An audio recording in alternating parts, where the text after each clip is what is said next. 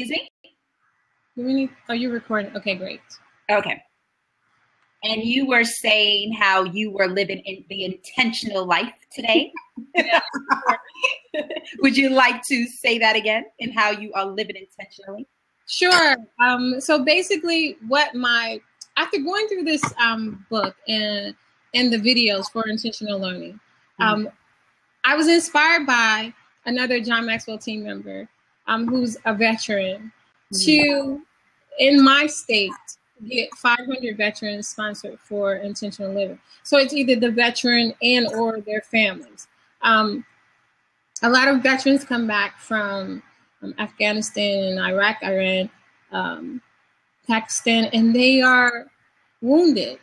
And so what better way to get them, out of the sense of that their life is over than to take them through this personal intentional living? Because for me, intentional living is all about starting where you are right now and going forward, creating a story that you want to be told.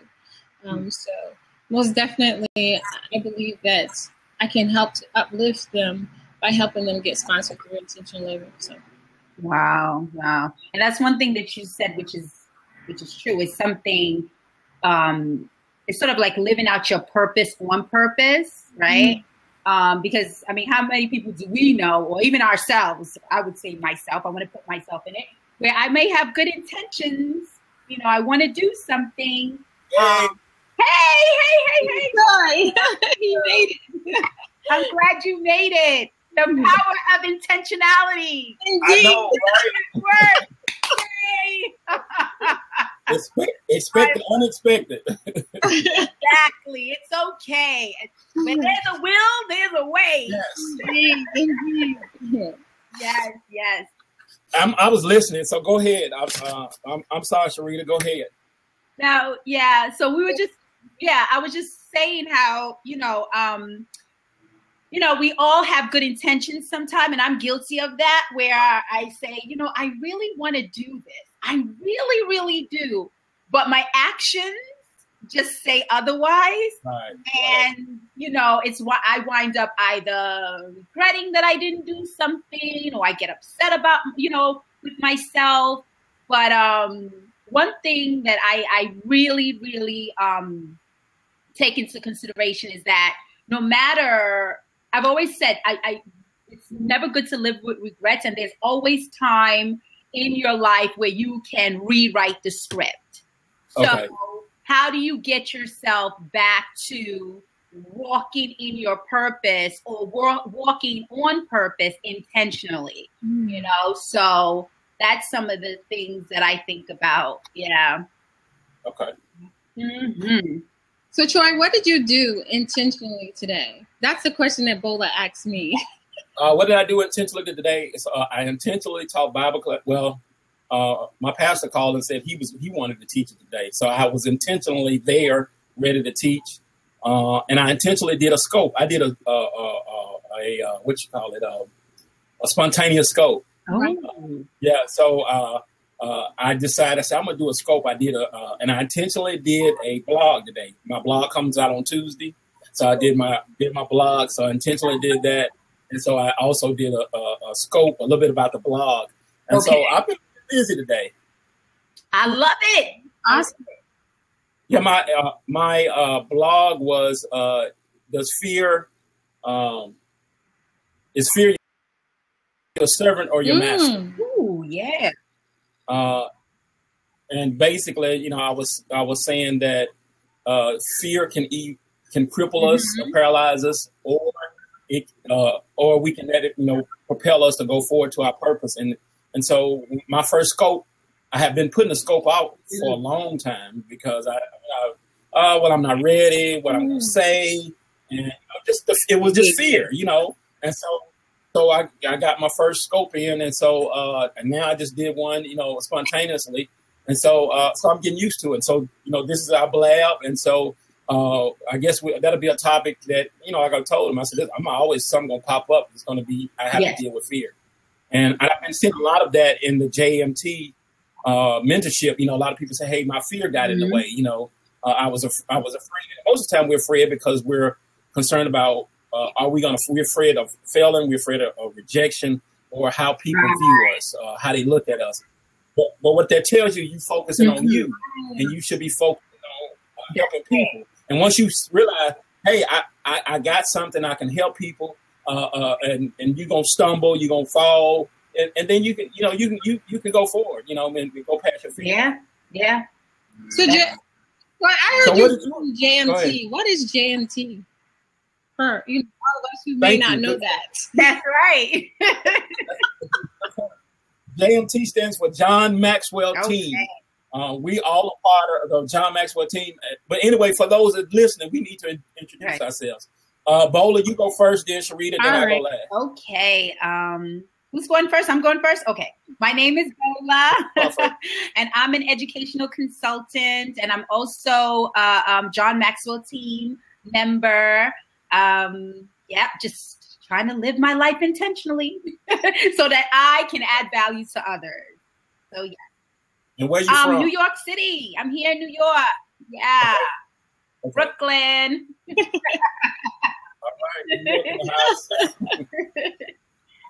So I'm Sherita Douglas. I currently reside in Florida. I'm originally from Virginia, and I'm a former member of the United States Air Force, also a John Maxwell Team member, and I specialize in transformational leadership. Mm-hmm. And my purpose, which I really do feel I have been called forth to do, is to go and teach leadership in Africa, transformation in Africa, and I purposefully work towards that every single day. Talk about living intentionally. I do. Good. Yes. So. And you, Troy. My name is Troy. I'm originally from Nashville, Tennessee. I live currently in Pensacola, Florida. I work in the field of telecommunications, also financial services, but I'm also an independent coach and trainer and speaker with John Maxwell. I'm excited about this intentional living piece that we're doing. John Maxwell came out with this intentional living, and it's basically about your purpose, living a life of purpose. Sometimes we just go through the motion, and we need to live a life on purpose. And so everybody, that's me, and I guess we get this party started, huh? We get it rolling. And if anybody's on, if you got questions, hopefully we get some more people. Tweet that little bird to let people know that we're on the air. The Twitter followers.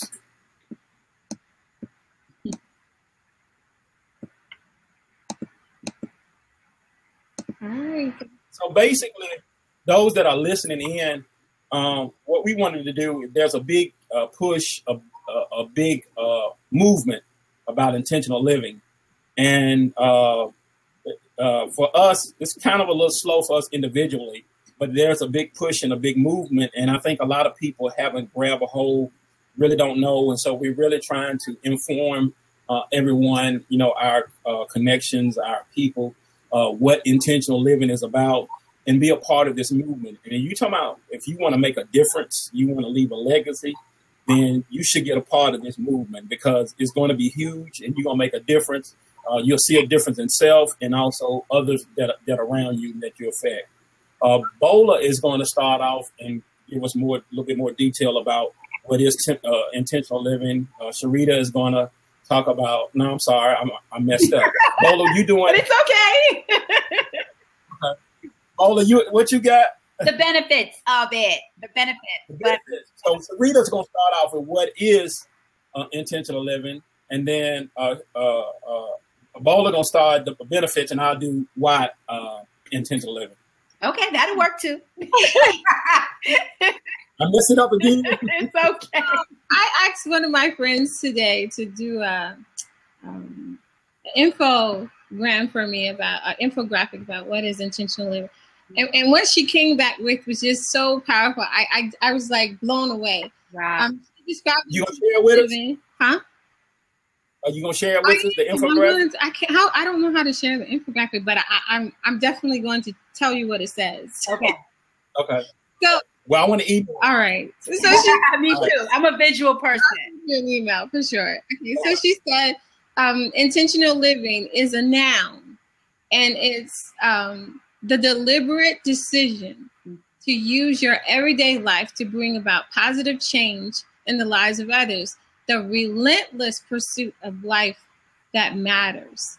And I was like, whoa, that's so beautiful, because it really is. She came up with that definition? Yes, she did, because she's just that good. That's awesome. I'm blown away. I'm like, wow. Yeah, I love that. Yeah, so say it again. Say it again. What the listeners can hear. All right. I'm gonna read it again. It says, okay. Intentional living, a noun, the deliberate decision to use your everyday life to bring about positive change in the lives of others. The relentless pursuit of a life that matters. I get chills every. I know. I have chills, because it really is about living a life on purpose. It's about living life to the fullest and starting right here where you are and going forward. Yeah. For me, intentional living is to walk in the purpose in which I know I came forth to serve. Because for me, life isn't about, I think intentional living isn't about living for yourself. It's about living for others. It's about living for other people. So yeah. And then, when I think about John Maxwell's book, Intentional Living, one quote that John had in there really, really, really resonated with me. And I'm going to read it because I don't want to mess it up. But he said in there, he said, I want to make a difference. Doing something that makes a difference with people who make a difference at a time that makes a difference. And that is just so true about where I am in my life. And I try to make sure I surround myself with the people who think like I think, who have the same purpose and mission or something similar to what it is that I'm doing. I'm a personal development addict. I think if I'm addicted to anything, it's personal development. But also, I know that as I develop myself, I can also help develop others. And so I live from that space of intentionality, of purpose. I live from the space of walking out and fulfilling my goals so that I can achieve my vision. And it's just a beautiful thing. I think that this book was written right here, right now, at a time for me. Yeah. I told John Maxwell when I read this book, I said, this has to be absolutely your best work. It really is his best work. Yeah. And I've read many of his books, but this is his absolute best work. So I'm just happy to be even a part of this Blab with you all, but more importantly, to be a part of the John Maxwell team, especially, right now in this particular moment in time. So, and I'm happy that I'm, in the company of you, Bola, and you, Troy. I thank you both for, living your lives intentionally and reminding me to continue to live mine intentionally. So that's the what. Good. Great. What? Also, everybody that's in the room and listening, click a person's picture to give them some props. Do that to support. Thanks. All right. Yes. So, okay. So the benefits. One thing that I find, like one of the things, I mean, there are a lot of benefits to being intentional, but one of the things that I know I found this definitely the last couple of days was that I found personal fulfillment in living intentionally because I was actually able to be more intentional about scheduling time with family. I think that I was one that was always caught up in work. And in reading John's book, it really made me think about the ones that I love, and that was very, very important to me because sometimes we take the ones we love for granted. And not that we mean to, it doesn't have to be in a negative way or anything like that. but just spending time with them, you get to know them even deeper. And the thing is that I'm very close to my mom, and sometimes I rush out in the morning or I come back in, and it's like, hi, mom, whatever. But being able to schedule time with her and just watch some of her shows with her and laugh with her, it made me feel good, but it also made her feel good. Like I saw that spending time with her really made her feel good. I was really intentional about it, making sure that I spent time with my family, with my mom, with my, even making those calls, those personal phone calls to my family, to my sister, to my brother, even who's on here, I hope. but yeah, yes, that really, really resonated with me. Just personal fulfillment, but also being able to make someone else's day, which is, at this point, it was my family, because I really needed to connect with them. I really did. Right. So yes, that's one of the benefits of living intentionally. You get to prioritize and schedule and have that work-life balance that we all talk about. But when you're intentional about it, scheduling time for you and for your family and your friends, it's just nothing like it. Nothing like it. So yeah, so that's one of the benefits I got out of that. Okay, good, great. So I'm gonna talk about the why. The why is interesting because the why deals with purpose. What is the purpose? And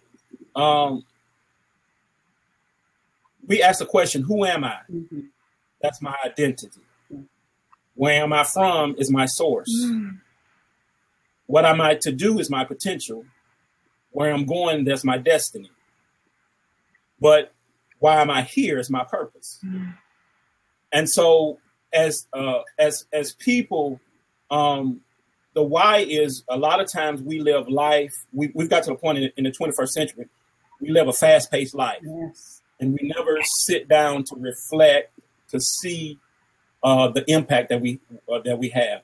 We are always influencing people either negatively or positively, whether we realize it or not. We're influencing either negatively or positively. And intentional living gives us, okay, why should I take time to focus? Mm-hmm.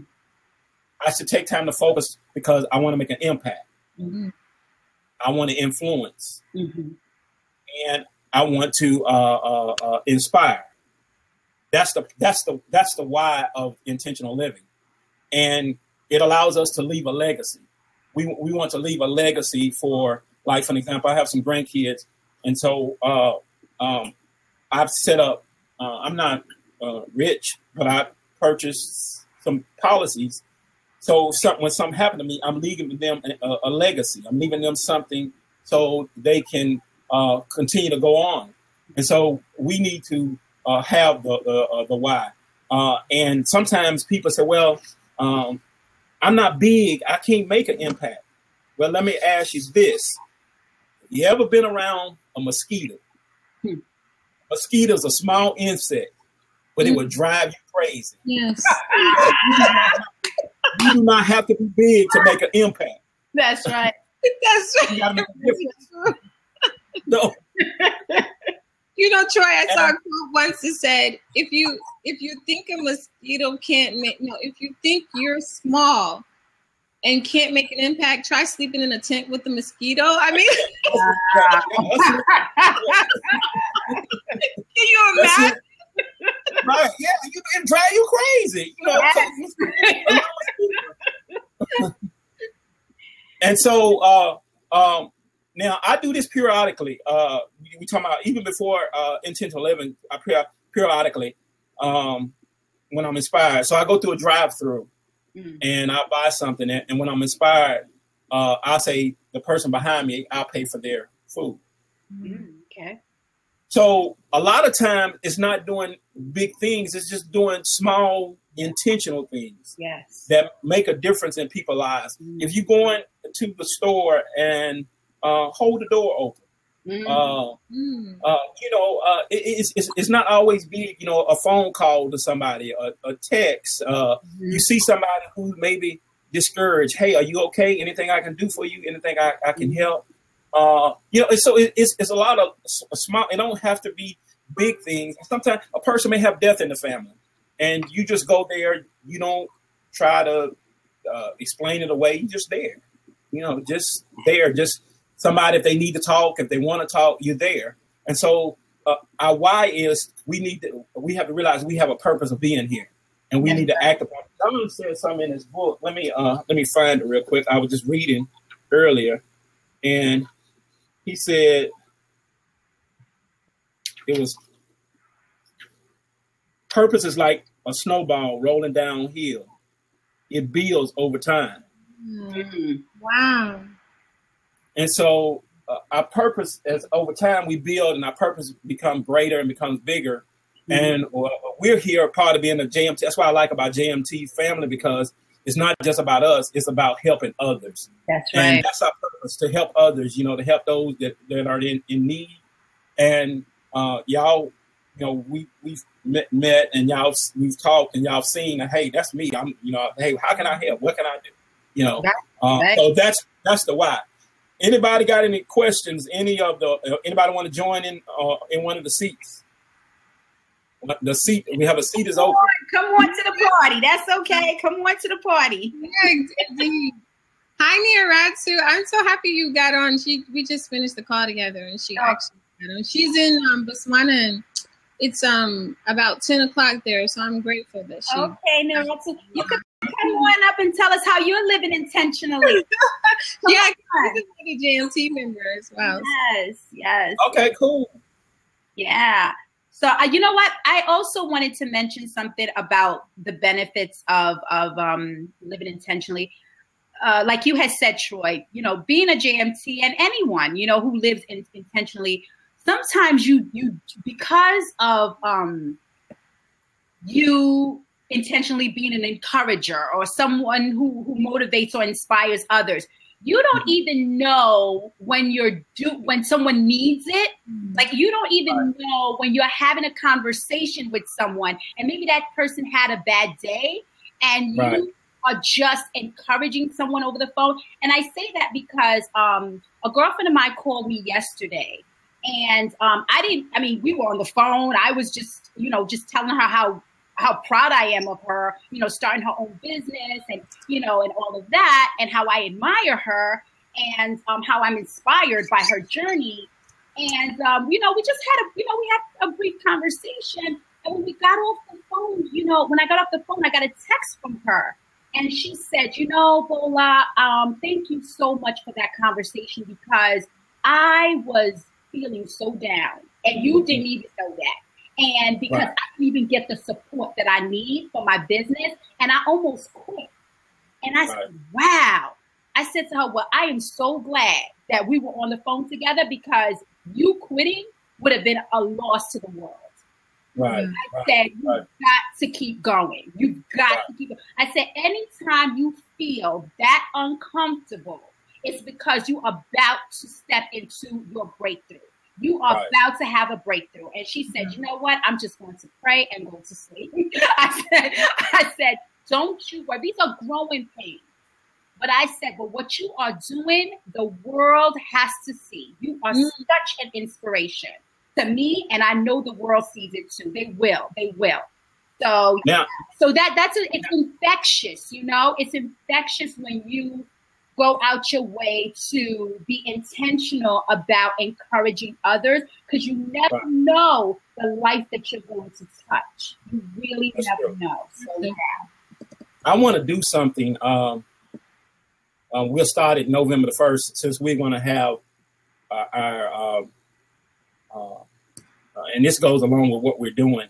And this goes, what I want to do is start November the 1st, and we'll do it for 30 days. And since we'll be here, we plan to be here weekly for all our viewers. We want to do a 30 days random act of kindness. Wow. Yes. Wow. So what we'll do is every day we need to do some type of random act of kindness, and then kind of jot it down. And then when we come back, we want to discuss what happened. What did you do? How did it affect the people or the person or whoever? And then we want our people who join us, yes, to come on the seat and tell us, I mean, they did some random act, a kindness, it could have been a mother just bought her diapers or whatever, just 30 days of random act of kindness. And then we also want to put it Facebook and Twitter and stuff like that. So we're doing this. This is in conjunction with intentional living. We want to be intentional. 30 days of random act of kindness. What do y'all think? I love it. I love it. I'm excited. I love it. Yes, I love it. I read something once that said that when we do something kind for someone else, we receive that for ourselves. Because the truth of the matter is that our brain doesn't know if the act is happening to us or through us. So we receive the benefits of doing it. So, and I, just in my own life, whenever I've done something for someone else, it always makes me feel so good. I could be so down and do something for someone else, and I'm just uplifted because it's, it's to take the attention off of what I'm going through to help someone else. And I receive those benefits because I actually, my brain doesn't know any different. Right. That 30 days of random acts of kindness is going to be phenomenal. I'm really, really looking forward to it. And then it don't have to be anything big, just random act of kindness. Like I said, now be careful if you do the drive-through. Like I did one time somebody, I think I bought something by a couple of dollars. They was for like $11. But I said I was gonna pay it. Right, that's right. You said it. Yeah, I said so. You never know. It always comes back. That's what I always believe. It really does. You do an act of kindness to someone, and you will get it back. Maybe not from that particular person, but somewhere, somehow, somebody else is going to pay it forward. So I definitely believe in that. So yeah. Sherita, I guess you see the people that are coming in. I can't see the people that are coming in.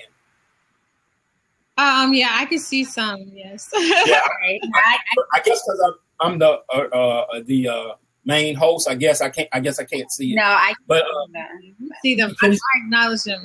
Yeah. Okay, thank you. Bola, can you see them? No, I see Louboutin Latte. I like that name though, but I can't see it. I noticed when I'm just a participant. Say Lou. I see people coming in, so I guess latte. Oh, I love it. I love it. So let me ask y'all some questions. What is John Maxwell about? Wow. Oh gosh, wow. Okay. Wow. You see people say wow? I think what I got from John was two things.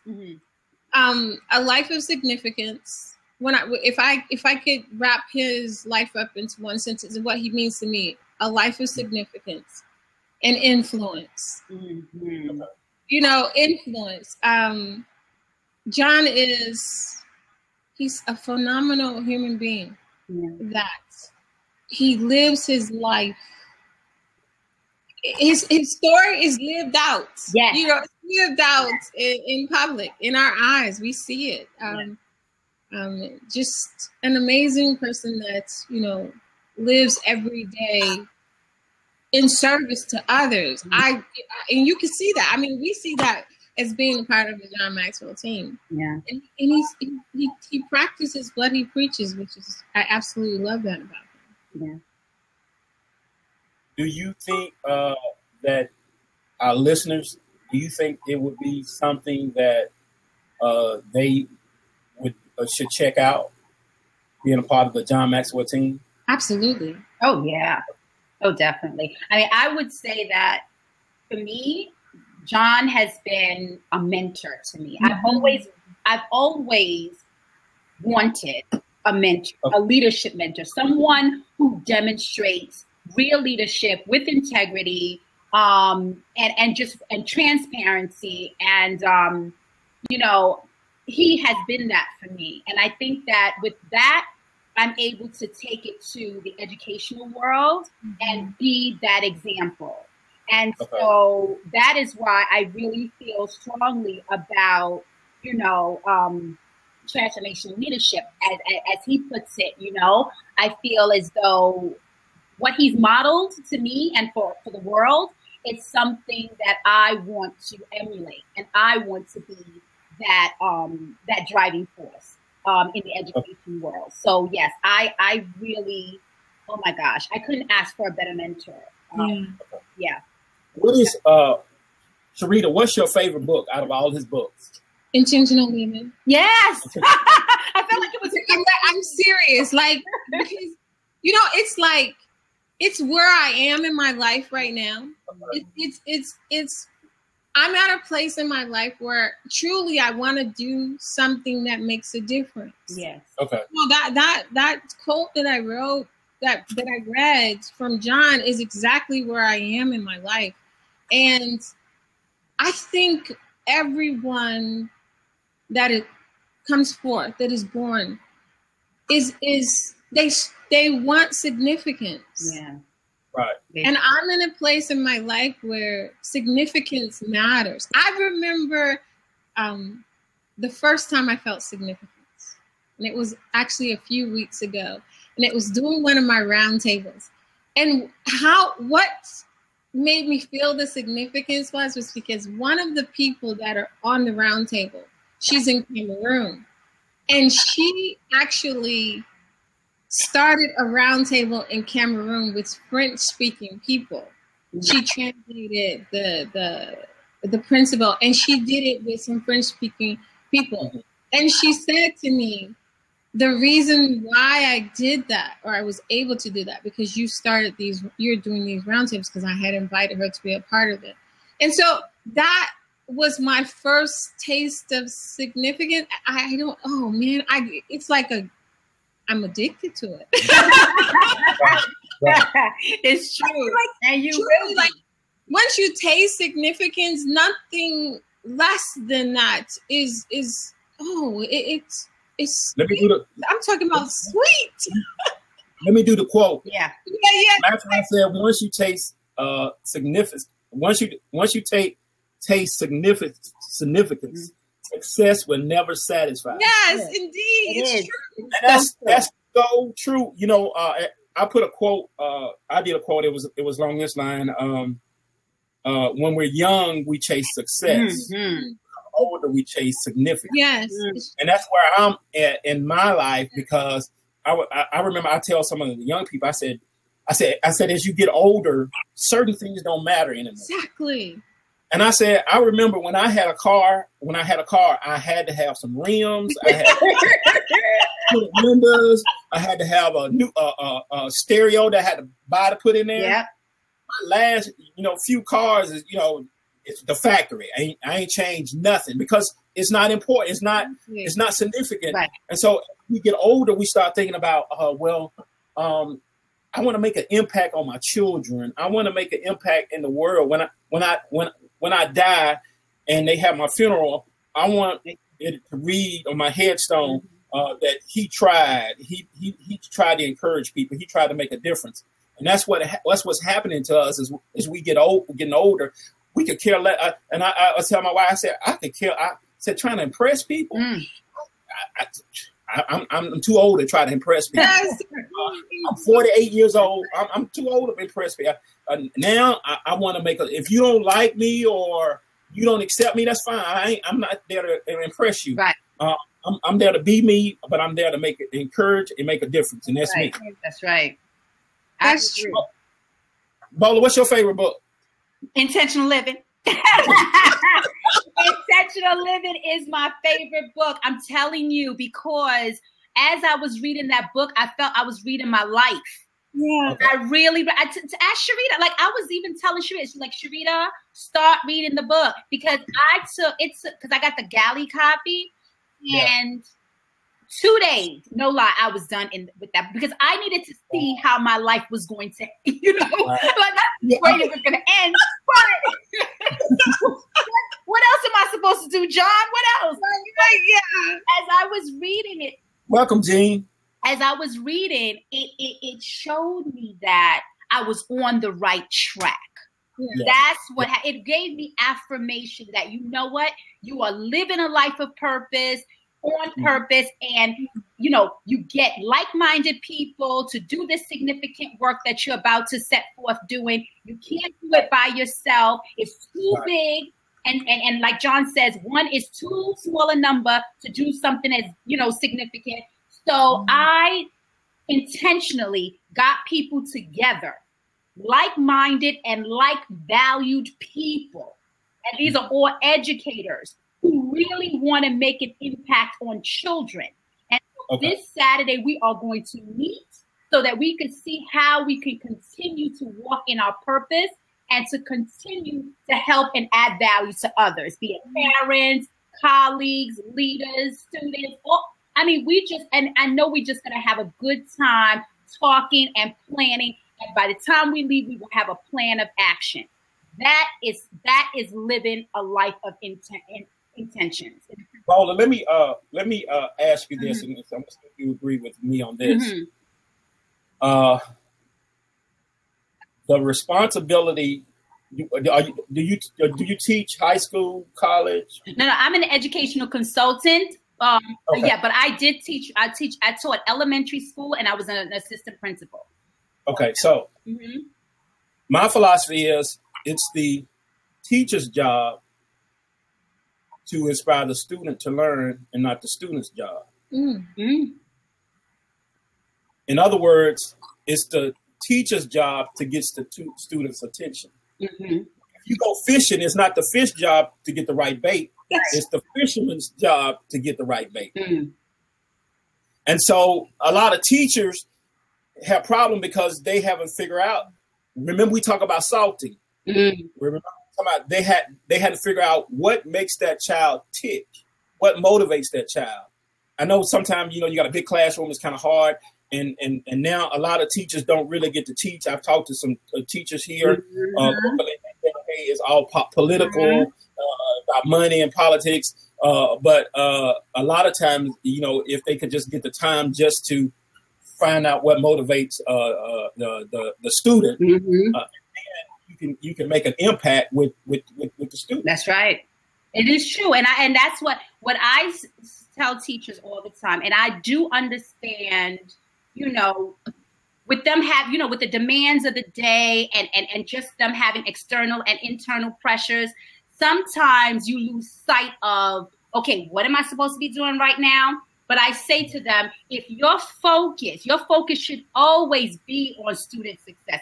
Think about why we came into this profession, and don't let anything distract you. I've been a teacher for many, many years before I became an assistant principal. I was an assistant principal by default because I never wanted to go into leadership. It just so happened that I was. But for the years that I spent in the classroom, I used to tell my colleagues, I understand, of the outside noise and the distractions. But my thing is, when I came into my classroom and I saw the look on my students, I knew that it was my responsibility, like you said, to inspire, to empower, to invoke change, So I do have things, that I say to teachers to encourage them as well, because I do understand. But you have to be intentional too about who you surround yourself, with. Even colleagues, you've got to have more positive energy around you so you don't lose focus of the mission. So sure. Yeah, that's intentional. That's intentional living. Intentional. And I learned that I have a 22-year-old son, and so sometime I ask God. I said, "Well, give me wisdom dealing with him because a lot of times." I've been 22, and it's a different generation. Yes. But a lot of times I'm trying to I'm kind of fussing at him, do this and do that. He's got 2 grandkids. He's not working. He dropped out of school. you know, and so a lot of stuff he's doing, he didn't get from his parents. You know, we've been married 24 years. You know, my son, we adopted him when he was 3 months old. And so we the only parents he knows. So a lot of stuff he didn't get from us. And so I'm trying to, you know, like figure out ways, you know, to motivate him, you know, to find out, you know, and like intentional living. Yes. I'm trying to be intentional with him, spend time with him, you know, find out. I like what somebody said in the John Maxwell team. Gene just said something. Hi, Gene. How are you? One guy said, instead of asking how was your day, he said, I don't know if y'all seen it in the Maxwell group. He said, what was the most interesting thing about your day? What was the most funny thing about your day? Or what was the most frustrating thing about your day? Because you know how children say, it was okay, you know. And so being more specific, that's more intentional. Right. So I'm trying to be more intentional with him. I did intentional also with my wife. She's busy. I'm busy. So we're still happily married. Well, our time is limited. So I said, hey, we set a date. We're going to have a date night every third Friday. Right. That's exactly. A date night. You know, and so being intentional is here. I'm putting things in place. I may fail. I may forget. But I'm not going to give up because I'm persistent. That's it. Sometimes I'm not always consistent, but I'm persistent. I know that's right. Gee, I love your comment that you made about, you know, the questions that we should ask students. That's extremely important. It is that we should ask them, who are they? And then again, you know, who are they? Because you want to know who they are as it pertains to their identity and also as it pertains to their purpose. And I believe that you can never be too young to start to live intentionally. No. Even, you know, a kindergartner can live intentionally. Children do the most amazing things around the world, you know, for other people. We need to really, really, as adults, learn from them because they are our biggest teachers. They are our biggest investment. Yeah. True. I mean, it baffles me why in this country educators aren't paid more, especially because they are grooming the future. Right. You know, I don't think a professional athlete deserves more money than an educator. I just don't. You know. Let me get you some water. You know, I think we have it wrong here. Yes. I really do. I agree. Yes. There's no way in the world that an educator should be paid, you know, at the wage that they're paid at when they're like our most vital resources are the children. Right. Right. You know. And I agree with you, but I'm gonna throw something out and you gonna see I think the firemen, EMT, firemen, policemen, military, and teachers are some of the most underpaid and underappreciated professions. Yes. And remember, Sherita, I'm gonna throw some out. Roddy Galbraith said, "People are pay for entertainment before they pay for education." That's right. And, you know, but that's unfortunate as it pertains to society. If it's in an environment where I'm speaking to you about something, then that's one thing. But when it comes to the assets that we have, you know, our most prized possession, the minds of the people, it baffles me. I just hold on for a second. Hey, Gene, you want to join in? We got an open seat. Get in the seat. Get in the hot seat. Yes, they are. They really are, Gene. They are our best investment. They absolutely 100% really are. They really Gene, why don't you join us in the seat? He said, "Here he comes. Yay!" Yeah, because he's making some really, really valid points here. But you know, living intentional, it's what I've learned and what I realized is that it's not something that comes easy. No, like you really have to think. And that's the thing about that I like about living intentional. It gives you a sense of awareness that you would not believe.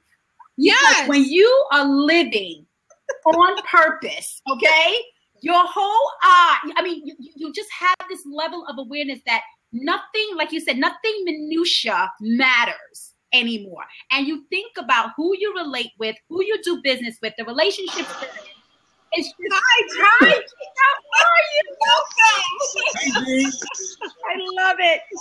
How you guys? How you doing? Good. Great. Welcome to the seat. We're so happy you dropped in. My goodness. Well, thank you. You know, your topic was the only one that was worth coming to. Oh. Yes, and when you talk about purpose, interesting. I go to a little church here in Southern California called the Purpose Driven Church. Have you guys heard of Rick Warren? Yes. Yeah. Yeah, he's my pastor for the last 15 years.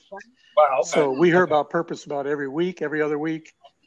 Okay. And, Okay. Wow. You know, the bottom line is until we know why we're here, until we really understand, and then really understand God's purpose for our life, you know, then our lives are insignificant. And that's what makes a difference. Not successful, but significant. Yes. And I've enjoyed that ministry for the last 15 years. Awesome. So good to see you guys. Yes, All right, good to see you too. About what you were saying about, you know, until you know your purpose.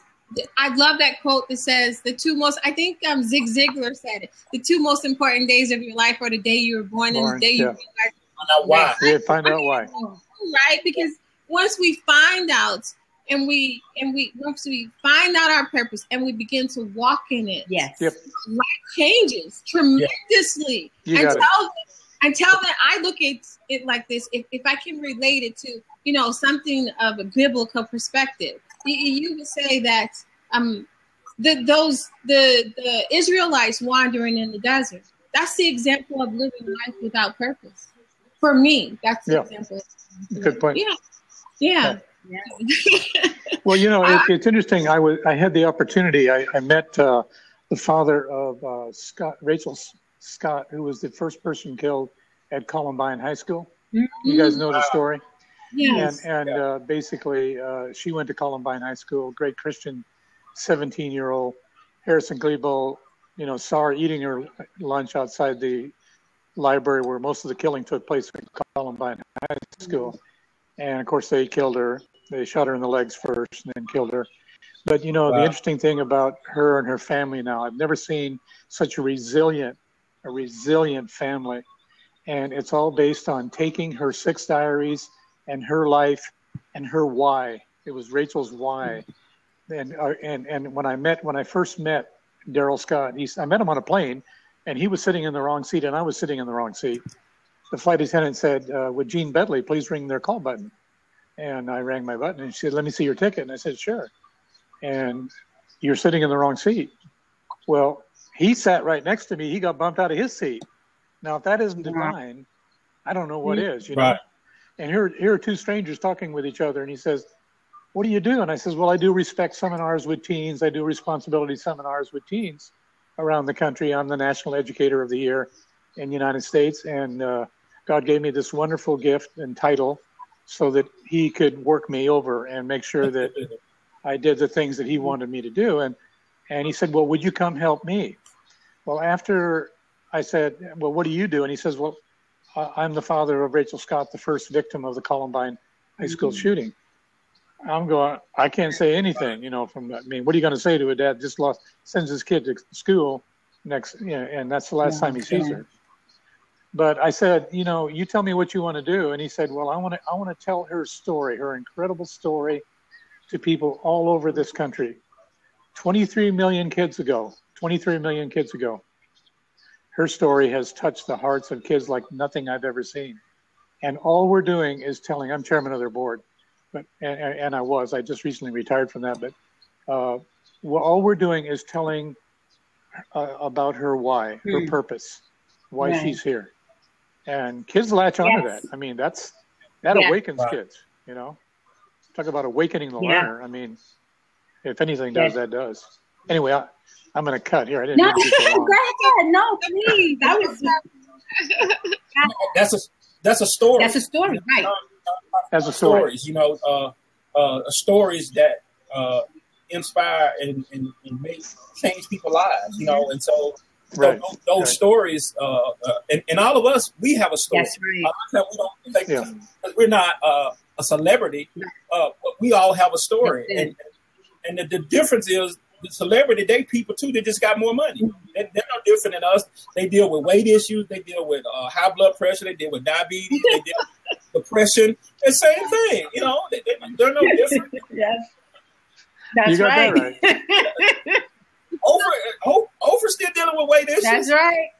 She had it under control. You know, she's a millionaire. You know, Right. They may have even more problems than we do, How Troy. many more problems? Because I'm a diabetic, Gene, and I probably, you know, I got enough money. I probably, well, let me try this, you know, and I don't need it, you know, because I got the money to spend it. Right. No, That's so true.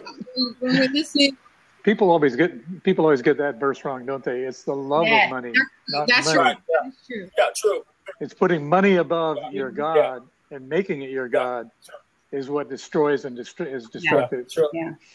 What was you going to say, Sherita? That's, you know, John talks in the book about stories and how what we have to realize is that our stories are what, Yes. you know, help lead us to our purpose.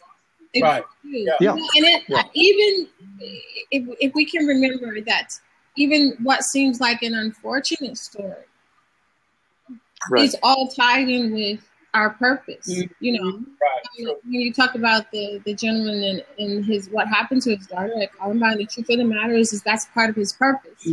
And you know, I always try to see the good in what happened because because of his daughter's life or the loss of it, now he will go forth and he will help so many more. Yeah. Right.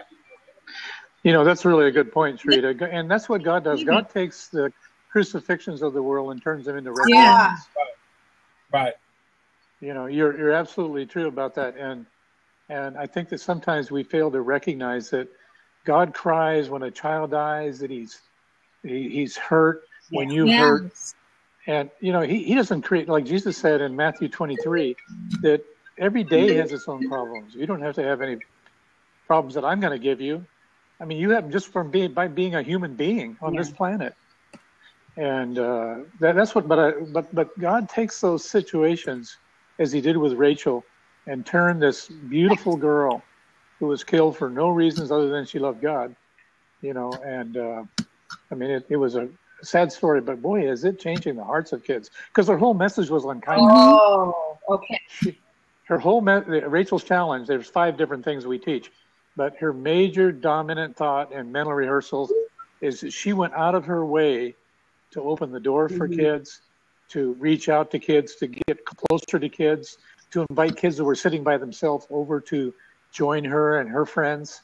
She looked for kids that were hurting. She looked for kids that were disenfranchised. She looked for kids that were disconnected, you know, and then she invited.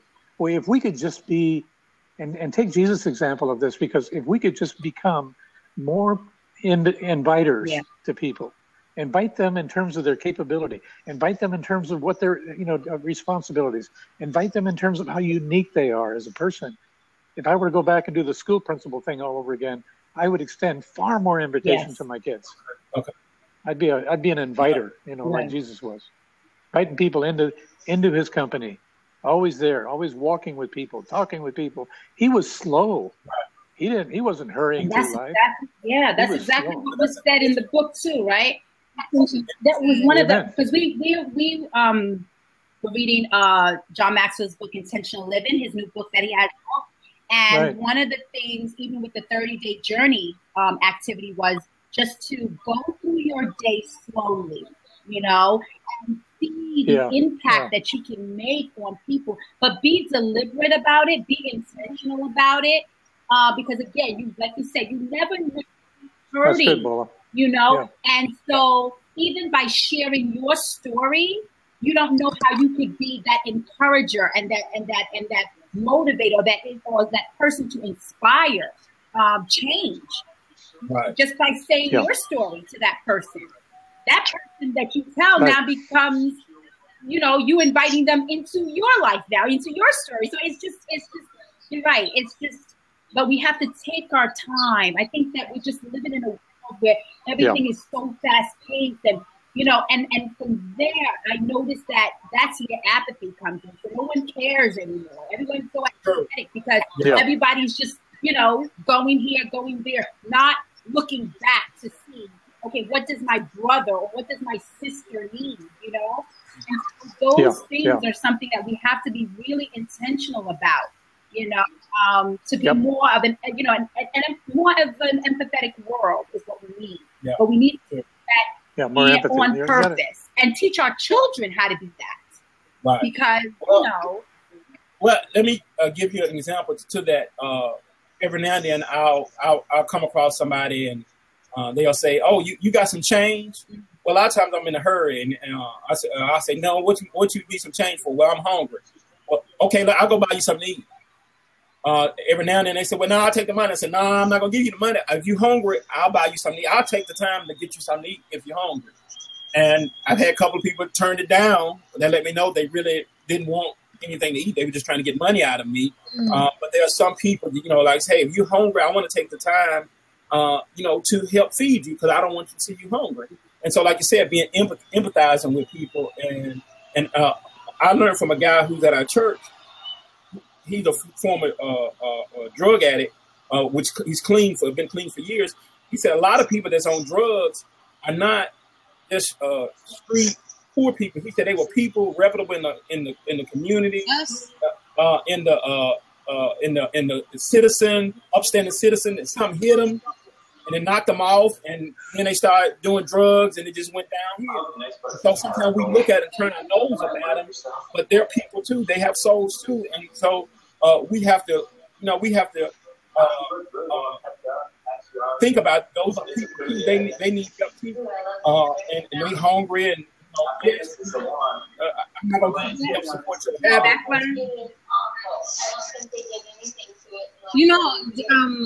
So you make an interesting point that I always try to keep in mind. Hey guys, so this is house number 2. Right here.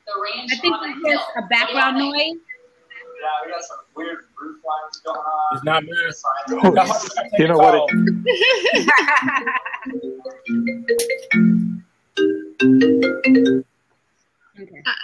Troy made very somebody had a phone because when he was saying that you see homeless people and I've done this before. I frown up my nose at them, and then I became more aware that look, you don't know their story, right? And that could be me. So you don't know that. You don't know why they're there.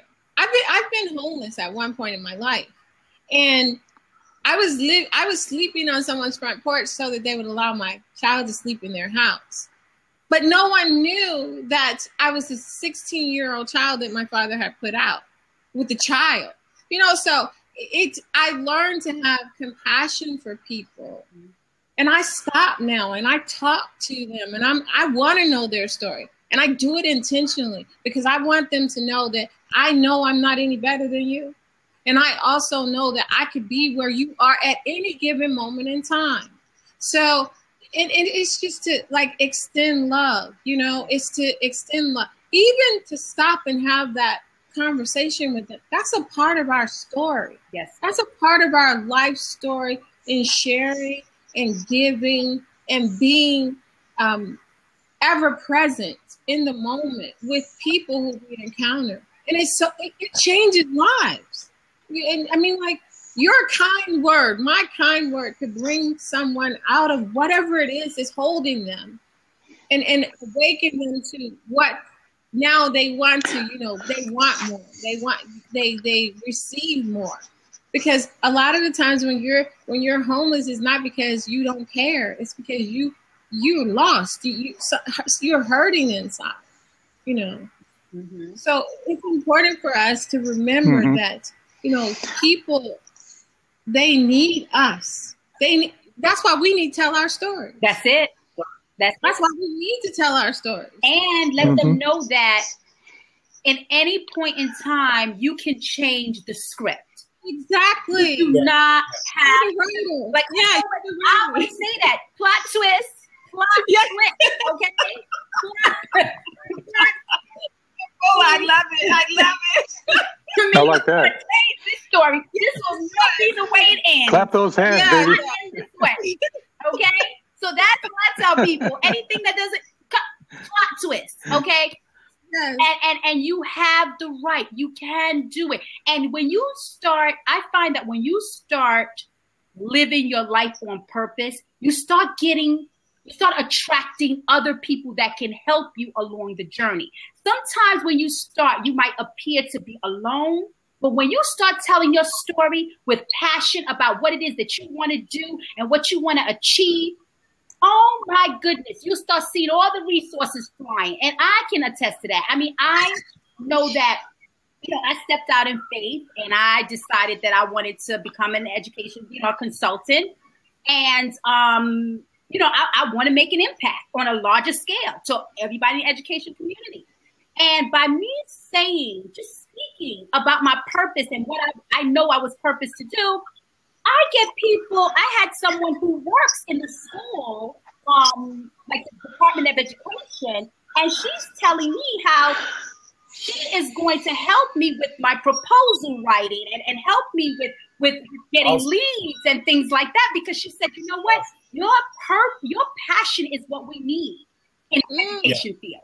And so she respected the fact, and I was just having a conversation. It wasn't like I was trying to get a job or an interview. It's just that anytime I speak about my purpose, I speak it with conviction and passion, that people respect that, to say, you know what, we don't see enough of that. We don't hear enough of that.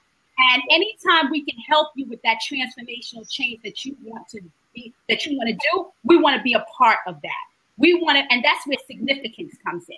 Where you say, you know what, been there, done that, got more degrees than a thermometer. We don't want that. It got us nowhere. We want to do more for people. And it seems like you're leading the charge and you're passionate about it. We want it. Where do we sign up? That is what, that to me is just beyond. I'm just in awe of that. That's it. Bola, your comment about changing the script goes back to identity.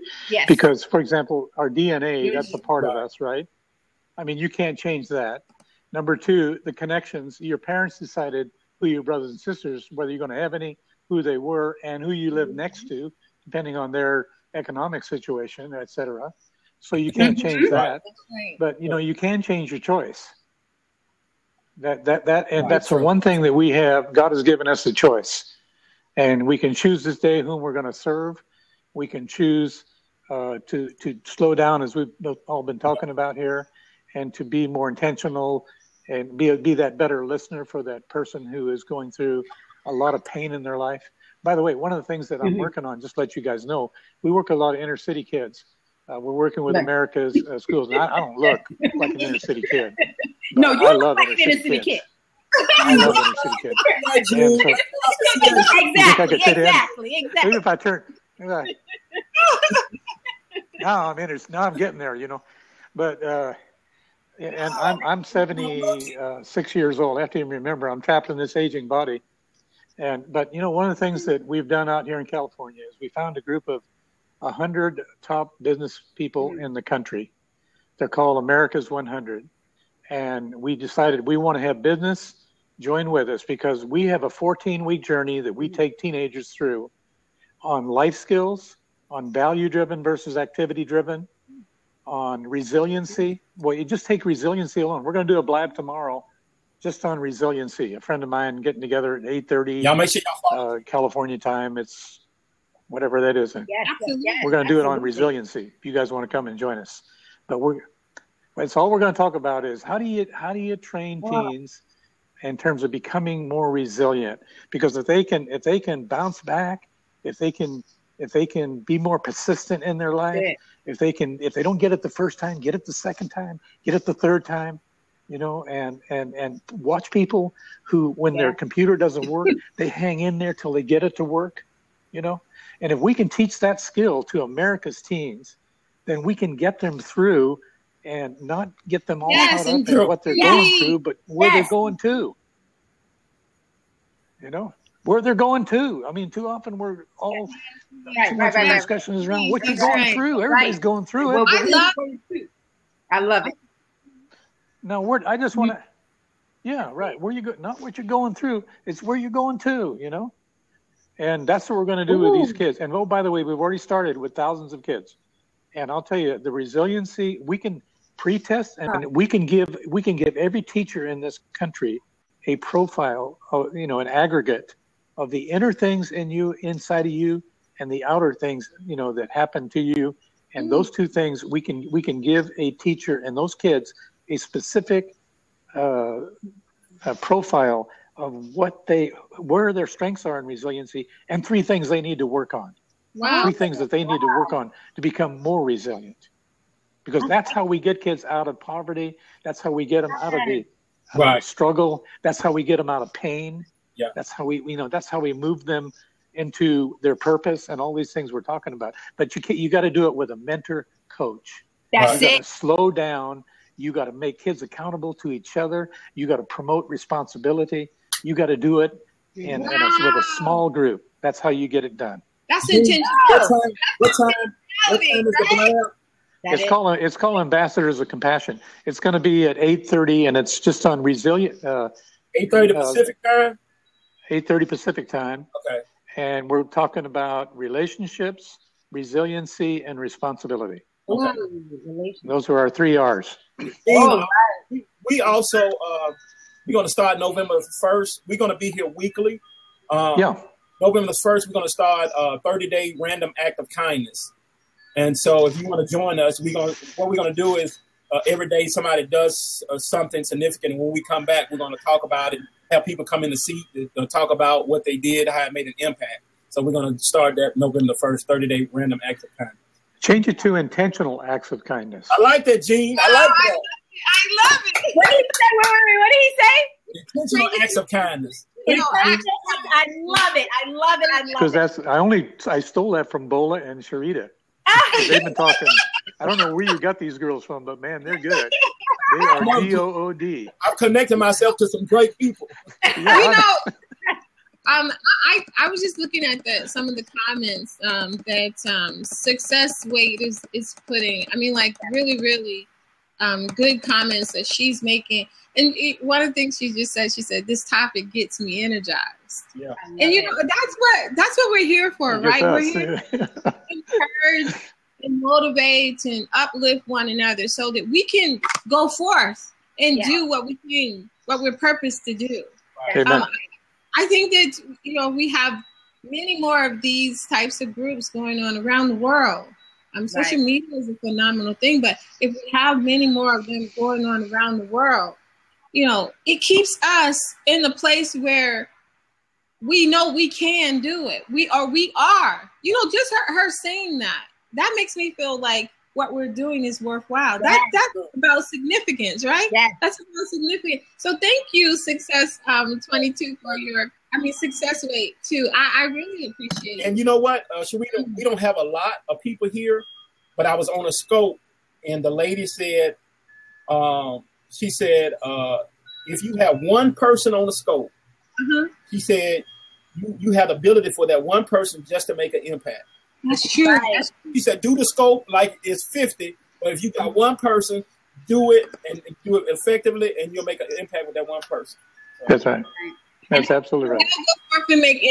They'll go forth and make impacts, because it's true. It's very true. And there's a lot of people out there. It just goes to show you that you just have to live your life out loud.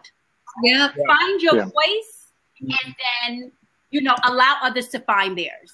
That's right.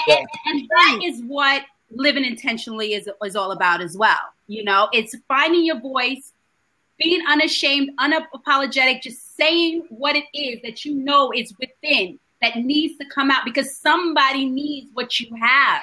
Sure. Somebody needs what you have. And I tell people that all the time.